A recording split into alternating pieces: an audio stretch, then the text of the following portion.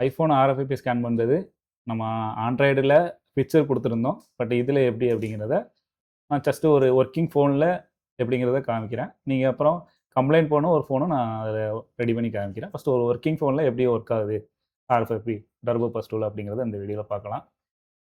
ஃபோன்ஸில் இதில் இந்த மெத்தடை யூஸ் பண்ணுறதுக்கு நீங்கள் ஸ்கிமேட்டிக்கில் போயிருங்க. ஸ்கிமேட்டிக்கில் ஐஃபோன், இப்போ நம்மகிட்ட இருக்கிறது ஐஃபோன் எக்ஸ்எஸ்.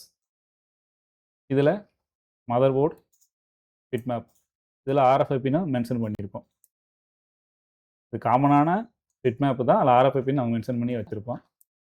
இப்போ இதில் ஓப்பன் பண்ணதும் இந்த சைடு பாருங்கள், இந்த சிம்பிள் தெரியுதா? செட்டிங்கு, I2C, EEPROM, பின்ன ஆர்எஃப்ஐபி. இந்த EEPROM கிளிக் பண்ணிக்கோங்க. மொத்தம் இந்த ஃபோனில் 4 ஆர்எஃப்ஐபி இருக்குது. சரியா? 1 2 3 4 ஆர்எஃப்ஐபி இருக்குது. இந்த 4ஐயுமே கண்டிப்பாக செக் பண்ணணும். நோ சர்வீஸ் அப்படி வருதுன்னா 4 ஆர்எஃப்ஐபியும் செக் பண்ணணும். நாங்கள் ஜஸ்ட் ஒரு டூலோட டெவலப்பராக, ஒரு டூல் நம்ம வாங்குகிறோம், அது எப்படி ஒர்க் ஆகுது, வேலை செய்யுதா வேலை செய்யலையா அப்படிங்கிற டவுட்டு நிறைய பேருக்கு இருக்கும். நாங்கள் உங்களுக்கு இந்த மாதிரி வீடியோ போட்டு கொடுக்குறது, இந்த டூலை எப்படி யூஸ் பண்ணுறது, எப்படி ஒர்க் ஆகுதுங்கிறது தான் போட்டிருக்கோம்.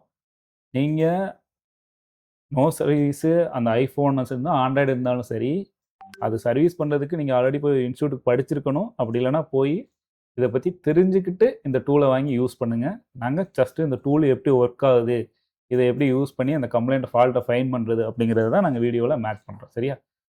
இப்போ இந்த ஆர்எஃப்ஐபி நான் இது நிறைய ஐசி இருக்கா, நிறைய ஐசி கம்யூனிகேட் ஆகிருக்கு ஆர்எஃப்ஐபி. இதை கிளிக் பண்ணிட்டேன். இதில் எஸ்டிஏ இதை கிளிக் பண்ணிங்க அப்படின்னா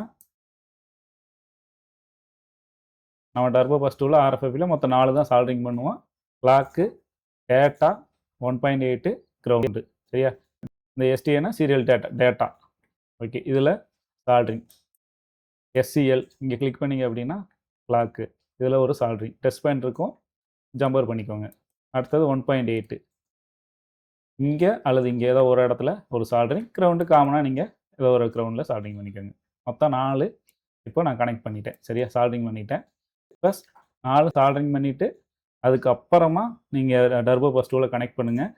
சிஸ்டம் கூட கனெக்ட் பண்ணிட்டு இருக்கும்போது சால்ட்ரிங் ஜம்பர் பண்ணாதீங்க. ஷார்ட் சர்க்யூட் ஆயிரும். நீங்கள் ஜம்பர் பண்ணும்போது பக்கத்தில் டச் ஆகி டூல் டிவைட் ஆகிறதுக்கு வாய்ப்பு இருக்குது. அதனால் ஜம்பர் பண்ணிவிட்டு அதுக்கப்புறம் கனெக்ட் பண்ணுங்கள். இப்போ நான் ஜம்பர் பண்ணிவிட்டு பிசிபியை கனெக்ட் பண்ணியிருக்கேன். இது 4 மட்டும் கனெக்ட் பண்ணால் போதும். கிளாக்கு, டேட்டா, 1.8 கிரவுண்டு கனெக்ட் பண்ணிவிட்டு ஜஸ்ட்டு நான் ஸ்கேன் ஆர்எஃப்ஐபின்னு கொடுக்குறேன். ஓகே, இப்போ கொடுத்ததுமே பாருங்கள், மொத்தம் இதில் 8 ஐசி கம்யூனிகேட் ஆகிருக்கு. 1 2 3 4 சாரி 9 1 2 3 4 5 6 7 8 9. நான் ஆண்ட்ராய்டு சொன்ன மாதிரி தான் பேஸ்மெண்ட் ஐசியும் சிபியும் எப்போவுமே நம்ம கணக்கில் எடுத்துக்கக்கூடாது. எக்ஸ்ட்ரா இருக்க ஸ்லாவ் ஏதோ அதை மட்டும் தான் கணக்கில் எடுத்துக்கணும். இப்போ நமக்கு network power amplifier IC 1 2 3 4 5 6 7 8 9 IC connect ஆகிருக்கு. 9 ஐசி என்ன ஸ்க்ரீனில் காமிக்குது.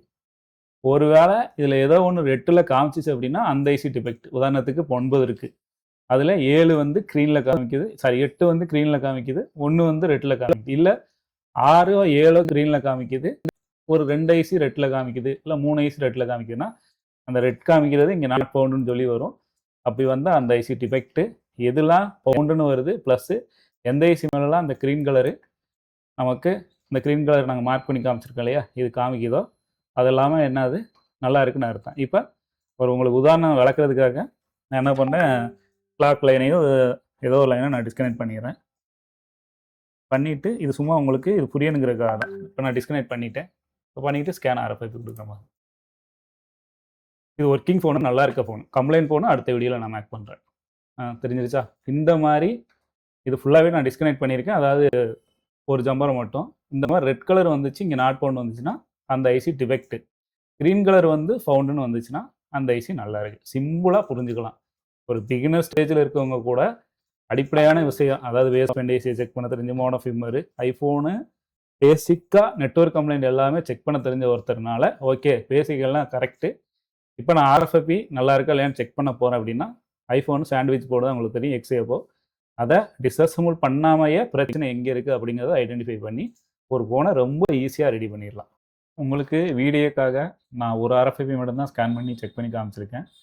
நீங்கள் ஐஃபோனு எந்த மாடலாக இருந்தாலும் இதை ஓப்பன் பண்ணிவிட்டு பாருங்க, 1 2 3 4 ஆர்எஃப்ஐபி இந்த ஐஃபோன் எக்ஸஸில் இருக்குது.